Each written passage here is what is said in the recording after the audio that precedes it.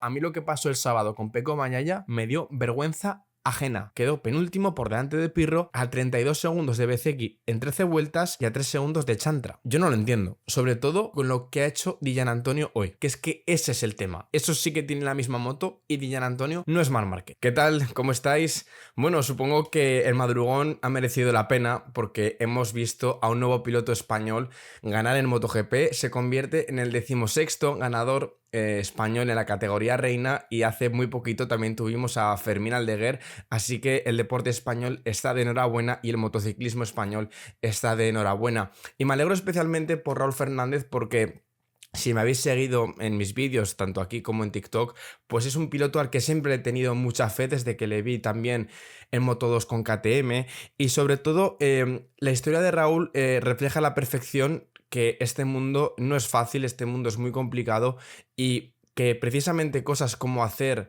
un reset en un momento determinado con tu gente adecuada, pues te puede marcar la diferencia. ¿Y por qué cuento esto? Porque como ya conocíamos, pero por si acaso no conocéis esta historia, os la resumo rápido. Raúl Fernández en el test de Jerez de este año, pues tenía muchas dudas, venía de lesión también que se dio un palo importante en los test de Malasia, en Sepang, y tenía muchas dudas sobre todo por él mismo, porque no estaba siendo feliz. También le metían mucha presión porque ya es su cuarto año en la categoría y la Aprilia de entrada era una moto que no estaba al nivel que está ahora, pero sí que era una moto para hacer mejores cosas y sobre todo con Ai Ogura, un rookie que en la primera parte de temporada, en las primeras carreras más bien, pues estaba haciendo mejores resultados que Raúl. Entonces, claro, él no le salían las cosas, David Ebrivio le metía presión, la propia Aprilia le metía presión, pero la clave estaba en que no estaba siendo feliz. ¿Y qué hizo Raúl después de Jerez? Antes de ese test de Jerez, Raúl Fernández cogió a su jefe de mecánicos y a su entrenador y se fueron a cenar una pizza, como él mismo ha contado y como ha contado en otras ocasiones, y allí hablaron de, oye, si en el test de Jerez no encontramos algo, tenemos que buscar una solución porque yo no estoy siendo feliz. Y eso es lo que ha llevado a Raúl Fernández a que a partir de ese día haya ido construyendo una base bajo su pilotaje. Recordemos que Raúl es un piloto que este año en cuanto a lesiones, más allá de la del test de Malasia, ha sufrido mucho con el síndrome compartimental del brazo, que incluso ha llegado un momento en el que no le podían operar más. Conforme ha ido avanzando la temporada, lo hemos dicho aquí también en este canal, ha ido cerrando resultados muy buenos, cada vez más arriba, cada vez más estable dentro del top 8, top 7, muchas carreras también últimamente dentro del top 10 y sobre todo porque también el nivel de la Aprilia ha ido subiendo. También tengo que decir una cosa y tengo que matizar aquí. La Aprilia de Trackhouse no es la misma que lleva Bezzecchi, no es la misma que lleva el equipo oficial, ¿vale? Eso hay que tenerlo claro. Es cierto que poco a poco le han ido dando las últimas actualizaciones al equipo Trackhouse, pero no es la misma que, por ejemplo, ha llevado Bezzecchi en las últimas carreras. Pero conforme a Raúl iban saliendo las cosas, él también podía pedir a Aprilia nuevas soluciones y nuevas piezas para seguir mejorando, mientras que no, él no podía exigirle a Aprilia. Pero cuando él ya ha tenido esa capacidad de pensar, creo que ya puedo cerrar mejores resultados, creo que ya puedo sacarle un extra a la moto, es cuando le ha pedido estas piezas a lo que es la fábrica de Aprilia. Todo esto no hubiera sido posible sin David Ebrivio, porque es el que más y el primero que apostó por Raúl Fernández en su día. Y David Ebrivio, entre otras cosas, de ver el talento y de ver a los pilotos, sabe un rato, ¿vale? Y es cierto que este año David Ebrivio tuvo que meterle mucha caña a Raúl Fernández, porque por mucho que tú apuestes por un piloto, si ese piloto no te da resultados, tú tienes que también sacar las castañas del fuego y tienes que buscar lo mejor para el equipo.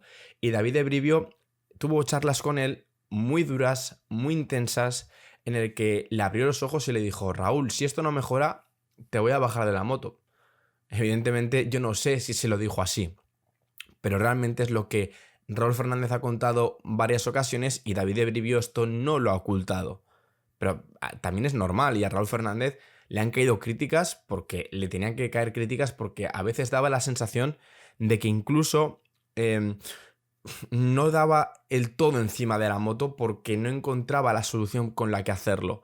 Pero yo siempre he defendido que a mí Raúl me ha parecido siempre un piloto muy trabajador, con mucho talento también, más de lo que la gente se piensa, y que por fin le estamos viendo lo los frutos, ¿no? De ese trabajo que hay detrás, ¿no? Y es que yo hace un año puse un tweet en el que dije, a ver, señores, es que Raúl Fernández todavía tiene 24 años, 23, 24 años. Es que es un piloto súper joven y parece que la gente no se da cuenta de esto. Que sí, que Pedro Acosta tiene 21, Fermín tiene 20, pero es que Raúl dentro de poco va a hacer 25 años. Curiosamente, el número que lleva. Le queda todo por delante. Y viendo el proyecto de Aprilia, creo que es una oportunidad para que apuesten de verdad por él. Creo que ya no solamente por la victoria, sino por cómo venía en las últimas carreras, más de las últimas 5, 6, 7 o incluso 8 carreras, el paso era evidente, el paso adelante era bastante evidente y es un piloto por lo que yo creo que tienen que apostar. Evidentemente, no, todavía me falta verle un poco más como si fuera un punta de lanza para un proyecto grande, es verdad, pero tiene tiempo para poder hacerlo, pero sin duda, si sigue este nivel y sigue colocando la moto donde la tiene que colocar e incluso optando un poquito más y dando este tipo de destellos, que hoy ha ganado con bastante ventaja, controlando muy bien la situación tras un fin de semana en el que clasificó en cuarta posición, si no recuerdo mal, hizo segundo en la sprint porque es que Bezzecchi estaba realmente imparable, y hoy ha ganado la carrera, logrando su segundo podio consecutivo el sábado, su primera victoria hoy, e incluso a pocas vueltas del final se le ha visto pasar por recta de meta y a Raúl Fernández hacer así con el brazo izquierdo, y es porque se le cargaba mucho la zona del brazo izquierdo. Es verdad que en este circuito se suele cargar más el derecho, pero del que más ha sufrido Raúl Fernández históricamente y con la lesión del síndrome compartimental que os digo, ha sido del izquierdo. Por tanto, se le ha visto incluso con algún tipo de problema y él mismo ha reconocido que en ese momento le costó hasta frenar, ¿vale? Así que para que os hagáis un poco la idea de lo difícil que es esto y de lo bien que ha gestionado Raúl la carrera, y que poco más puedo decir. Sí que es cierto que Bezzecchi sin la sanción creo que hubiera sido el favorito y creo que hubiera ganado él. Así que mi más sincera enhorabuena, puede ser un antes y un después para la carrera deportiva en MotoGP de Raúl Fernández. Segundo, como digo, ha sido un Dillan Antonio que telita con lo que nos deja este segundo puesto de Dillan Antonio, porque no es un segundo puesto al uso, no es un segundo puesto más, y os explico por qué. Dillan Antonio salía en 10ª posición. Es verdad que a una vuelta no estuvo bien, pero lleva una GP25. También la moto que lleva Pecco Bagnaia, aparentemente. Y Dillan Antonio, en este fin de semana, creo que el anterior también lo llevó en Mandalika, llevaba el paquete aerodinámico, o por lo menos el carenado, del año 24, de la GP24, el que Pecco Bagnaia ha llevado durante todo el año. Pero Dillan Antonio esta temporada siempre ha llevado el paquete nuevo, el paquete con el GP25, el que lleva Marc Márquez, para que me entendáis. Y en los dos últimos circuitos, pues por quizá buscar algo más, o en Australia, por ejemplo, por el tipo de circuito y por el viento, quizás querían uno con algo menos de aerodinámica y lo han buscado así. Y Dillan Antonio sí salía 10º, pero en la sprint quedó 5º, realizando muy buena remontada, pero es que venía con un ritmazo impresionante. Y yo lo dije en mi vídeo de TikTok ayer, en el que yo espero a Dillan Antonio que luche por el podio clarísimamente, por ser segundo, y si hubiera puesto en las posiciones más delanteras, en las primeras 4, 5, 6 vueltas, porque en esas vueltas incluso más estaba todavía 9º, 8º y tal, si se hubiera puesto en esas posiciones, yo no descartaba a Dillan Antonio para la victoria, y lo digo muy en serio, ¿eh? O sea, Dillan Antonio tenía ritmo para ganar este gran premio, teniendo en cuenta la sanción de Bezzecchi, y que Raúl, a pesar de tener un gran ritmo también, creo que incluso Dillan Antonio podía haber ganado la carrera por delante de Raúl.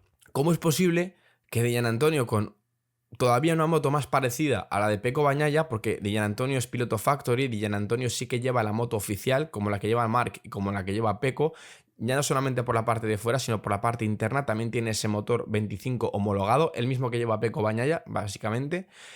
¿Cómo es posible que un piloto como Dillan Antonio, que no es ni mucho menos piloto top, Bagnaia es mejor piloto y eso creo que todos estamos de acuerdo, pero Dillan Antonio es verdad que cuando está inspirado, cuando tiene el fin de semana, es un piloto súper rápido, que ha ganado carreras, que ha hecho muchos podios, y que el tío es capaz de ir muy rápido y de pelear carreras, y cuando tiene el ritmo ya os digo que es un piloto que realmente hay que contar muchísimo con él. Didier Antonio ha dicho, bueno, como soy piloto factory, como soy piloto oficial, tengo muchas cosas a mi disposición. Es decir, que tiene un gran abanico de piezas, tanto del año pasado como de este año, para poder jugar para poder encontrar, mejor dicho, el setting perfecto.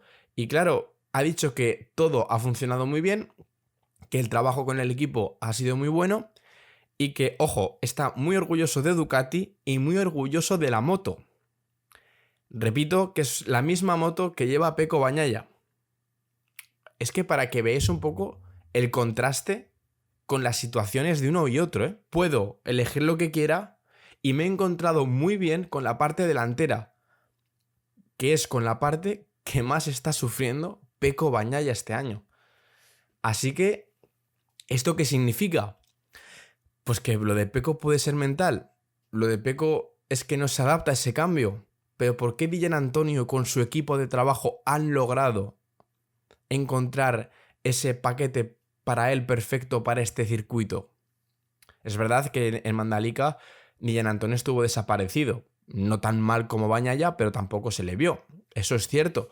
Pero aquí ha sido todo lo contrario. O sea, en una carrera no estás y a la siguiente eres capaz de tener un ritmo endiablado, circuito diferente en cuanto a características, por cierto, pero es que parece que con esta Ducati 25 o estás o directamente no estás. Y Bagnaia y Gian Antonio lo han reflejado perfectamente. Bagnaia en Japón y Gian Antonio aquí. Es verdad que Dylan Antonio en otras carreras ha estado en el podio, perfecto, pero es que parece que es una moto como muy radical, pero ha hecho segundo con una moto, con la misma moto que lleva Pecco Bagnaia y que Pecco literalmente no está. Luego hablaremos de Pecco Bagnaia, tranquilos porque hay mucho que hablar, pero claramente tenemos que hablar del que hubiera sido el ganador de la carrera, yo creo, con toda seguridad, si no hubiera tenido esa sanción de 2 vueltas largas, de doble long lap, por el incidente que tuvo con Marc Márquez, sanción completamente justa, creo que aquí no hay ningún tipo de debate.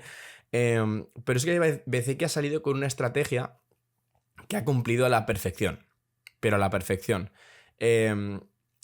Tenía 5 vueltas para hacer la sanción, desde el momento que se la notifican, y ha abierto todo el hueco posible con Raúl Fernández, que creo que ha llegado a abrir 1.5 más o menos, y después de hacer la primera vuelta ha salido tercero, muy pegadito al grupo, y después es verdad que ha caído, creo recordar, detrás de Dylan Antonio, que en ese momento estaba remontando, y se la ha visto frenado. Es verdad que aquí adelantar no es tan fácil, pero Bezzecchi cuando ya se ha vuelto a encontrar con ese ritmo, ha ido adelantando, ha ido avanzando posiciones hasta lograr acabar tercero. Es verdad que Pedro Acosta tenía mucho desgaste de neumáticos, con Alex Márquez, que por cierto ha dicho que en las últimas vueltas no ha puesto el mapa de freno motor adecuado y por eso igual no ha tenido tanto ritmo, que él ha dicho que ha sido como un fallo humano de él. Pero Bezzecchi ha ido remontando y, ostras, es verdad que se ha quedado no muy lejos de Dylan Antonio. Cierto es que Dylan Antonio ya tenía un ritmo realmente fuerte. De hecho, cuando estaba detrás de él, le ha costado bastante intentar adelantarle. Y luego ya Dylan Antonio es cuando ha adelantado a Alex Márquez y a Pedro Acosta. Pero si no hubiera pasado esto, para mí Bezzecchi claramente era el ganador del Gran Premio, porque más allá de no lograr la pole, porque se la quitó un Fabio Quartararo que a una vuelta sabemos que es estelar y que cuando la Yamaha se lo permite, que aquí la Yamaha, por cierto, ha funcionado mejor que la Honda en términos globales.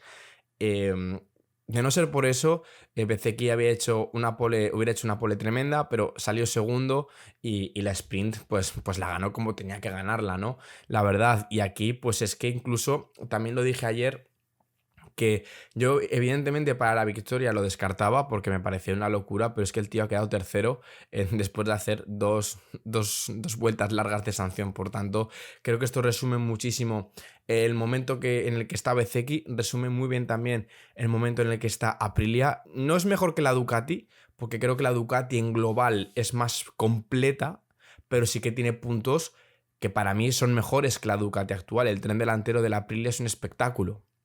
Todos los pilotos lo dicen. tiene menos grip de atrás, lo que hace que sea menos crítica de adelante que la Ducati. Y es que, ya os digo, es una moto que acelera bien, frena bien, tiene muchísimo paso por curva, que es una de las características que la Aprilia moderna, desde que estaba Aleix Espargaró en los últimos años, había cogido esa tendencia de tener mucho paso por curva. Y es que realmente es una moto muy completa y que ha demostrado que va bien en todas las condiciones y en todo tipo de circuitos, y sobre todo, em, lo de la gira asiática con Aprilia. Recordáis que en los últimos años pues llegaban con materiales ya muy gastados, llegaban con, pues bueno, con mucha más falta de presupuesto, mucho más limitados, tenían mucho más problemas, y Aprilia se solía desdibujar en esta ya gira asiática. Pues este año no está pasando eso, sino que encima están ganando carreras, están haciendo podios, y hasta el equipo satélite, como con Raúl Fernández hoy y en el anterior Gran Premio que hizo segundo también Raúl, como he dicho antes, en la sprint, pues es que están ahí. Es cierto que Ducati no tiene tanta capacidad de evolución, es cierto que las demás marcas también están llegando y por tanto Ducati se está viendo más limitada con las demás marcas, porque Ducati no tiene la misma capacidad de evolución, pero lo que es una realidad es que Aprilia está ahí, es una moto que va a ganar alguna carrera más, seguro, de aquí a lo que queda de temporada. Bezzecchi lo va a hacer. Bezzecchi ya va tercero en el Mundial, por cierto, ha adelantado a Pecco Bagnaia, cosa que era bastante esperable y que yo creo que va a mantener, viendo la tendencia de unos y de otros.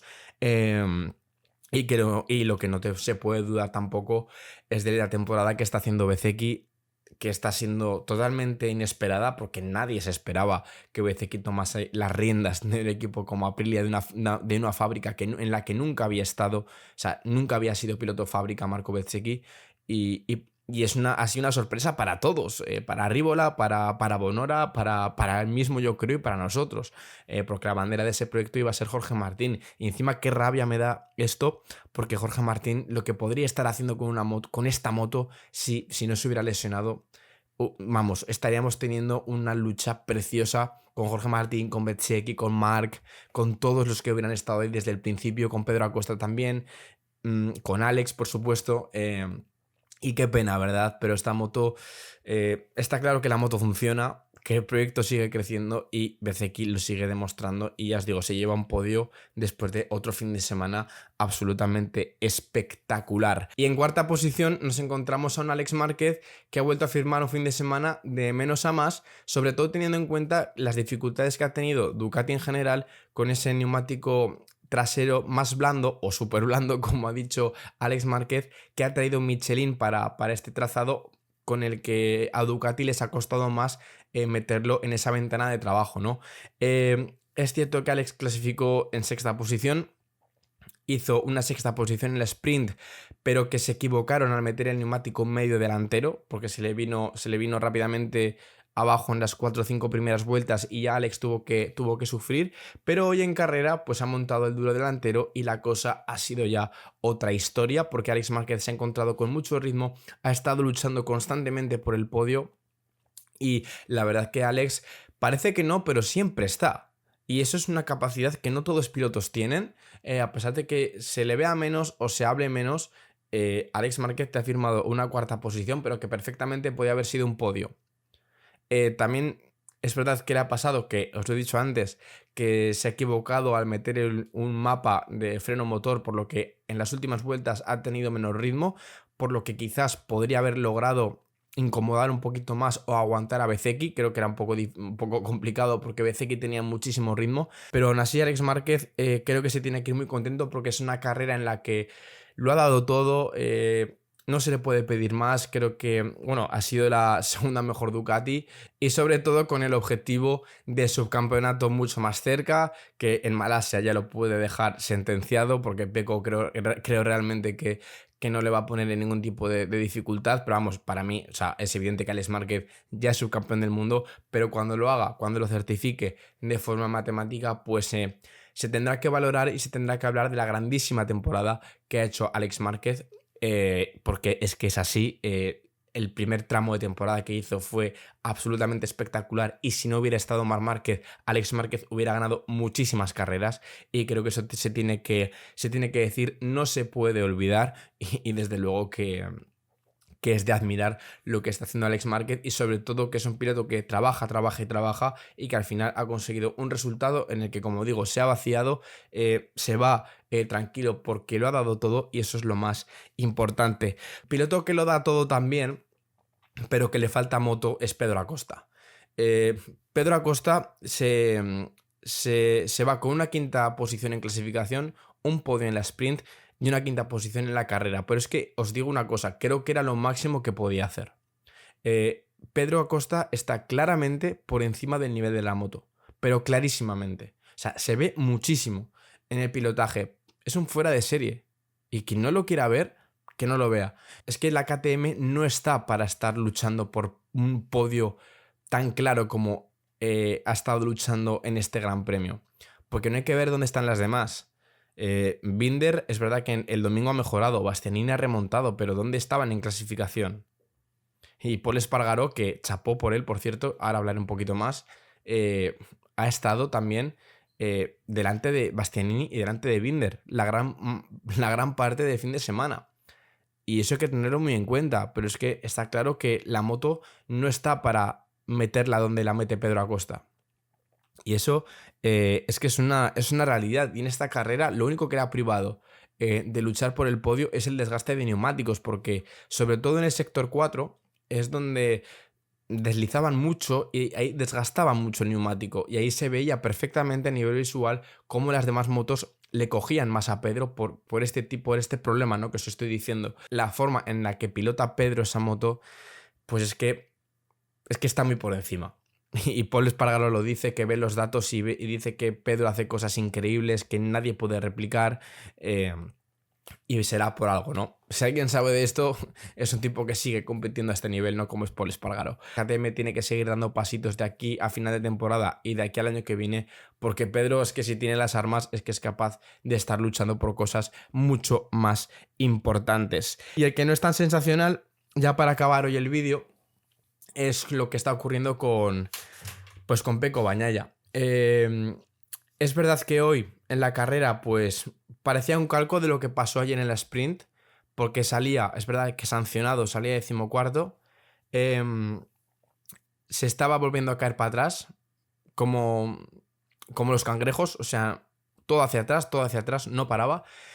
Ha habido un momento en el que ha ido adelantando a algunos pilotos, tal, que se ha metido 13º. Es verdad que ha habido un par de caídas, pero él estaba adelantando en pista. Ha adelantado también a Fabio Quartararo. Se ha quedado más o menos ahí. Estaba llegando al grupo de delante. Y por lo menos le hemos visto algún tipo de signo de recuperación o de positivismo, que incluso en algún momento ha llegado a rodar en tiempos de Alex Márquez en 28.4. Y oye, pues es verdad que estaba rodando solo, porque tenía distancia con el grupito de delante, pero por lo menos en tiempos de cabeza o de top 5 estaba rodando, así que en eso sí que lo tienen que coger. Se ha caído porque estaba apretando y yo os digo una cosa, yo soy mucho más valedor de que se caiga porque está apretando, de que no que quede el porras, de que quede el penúltimo o el último, porque eso da vergüenza ajena. A mí lo que pasó el sábado con Pecco Bagnaia me dio vergüenza ajena. Quedó penúltimo por delante de Pirro a 32 segundos de Bezzecchi en 13 vueltas y a 3 segundos de Chantra. Yo no lo entiendo, sobre todo con lo que ha hecho Di Giannantonio hoy, que es que ese es el tema. Eso sí que tiene la misma moto y Di Giannantonio no es Marc Márquez. Sigue teniendo los mismos problemas de parar la moto, de entrar en curva. Esto ya se hablaba en el test de Buriram de pretemporada y 7-8 meses después de que Pecco comenzase la temporada haciendo podios, seguimos igual. ¿Pero por qué ha cambiado tanto esto? ¿Cómo en un circuito como Japón logra marcar la diferencia? Que precisamente Japón es un circuito en el que sí que tienes que parar la moto, que sí que tienes que entrar en curva. Es verdad que llevaba los discos de 3.55 en un trazado que entra en juego donde más se queja y sobre todo mucha confianza con el tren delantero, a un circuito como aquí que no se frena apenas nada, que es un circuito fluido, que no es para nada stop and go. ¿Cómo es que aquí sufra de esos problemas y no sea capaz de hacer algo parecido o de estar por lo menos delante? Es que es totalmente contradictorio. A mí esto me tiene loco. Y sobre todo teniendo en cuenta las explicaciones de Pablo Nieto, del VR46, que él mismo ha dicho que en cuanto a términos de pilotaje, en cuanto a, en general, la moto del 25 es muy poco diferente, muy similar a la 24. O sea, que es que funciona realmente igual. Es que no hay diferencias. Hay muy pocas diferencias y todas las que hay son para mejorar la moto. Entre esto, lo que pasó en el test de Misano, que pidieron la moto de Morbidelli, que Ucho lo filtró, o lo quiso decir, intencionadamente o no intencionadamente, no sé si hay una estrategia detrás, no tengo ni idea. Que luego Tardocci no lo quiere admitir, que Daliña tampoco lo quiere admitir, que Pablo Nieto también se hizo un poco así el porras. ¿Por qué no se quiere decir que se hizo eso cuando ya se sabe y cuando fue muy evidente? Por puro ego de Ducati, por puro ego de Daliña, de que no quieren admitir que la 24 es mejor que la 25, pero si ya se está viendo. Pero si es que es una obviedad, es que no hace falta que lo niegue nadie. Es que, de verdad, es muy fácil, incluso a nivel de comunicación creo que ayudarían mucho más a no tener tantas preguntas y a no tener tantas dudas y a no pensar cosas malas, conspiraciones o polémicas que le pueden estar intentando hacer con Pecco, que yo no creo, porque Ducati otra cosa, ¿no? Pero el intentar ayudar a Bagnaia, eso se ha demostrado que lo están haciendo. Si no, no hacen lo que hacen. Si no, no van al VR46 y le piden la moto. Eso creo que ya es un hecho bastante y que han dado la vuelta a la moto 47.000 veces, la han desmontado, la han vuelto a montar, pero es que al final todos llegamos a la misma conclusión, es que nadie entiende absolutamente nada de lo que está pasando.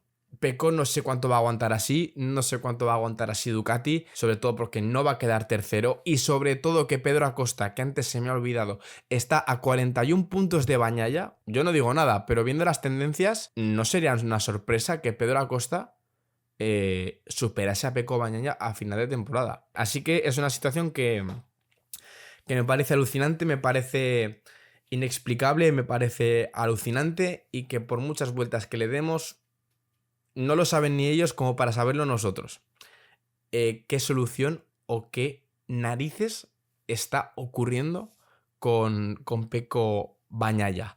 Así que nada, chicos, este ha sido el análisis del Gran Premio de Australia de MotoGP. Espero que os haya gustado. Si es así, dejadme un buen like, suscribiros si no lo estáis, porque me ayudaréis un montón de verdad a seguir realizando nuevos vídeos. No me enrollo más y nos veremos en el siguiente. Chao.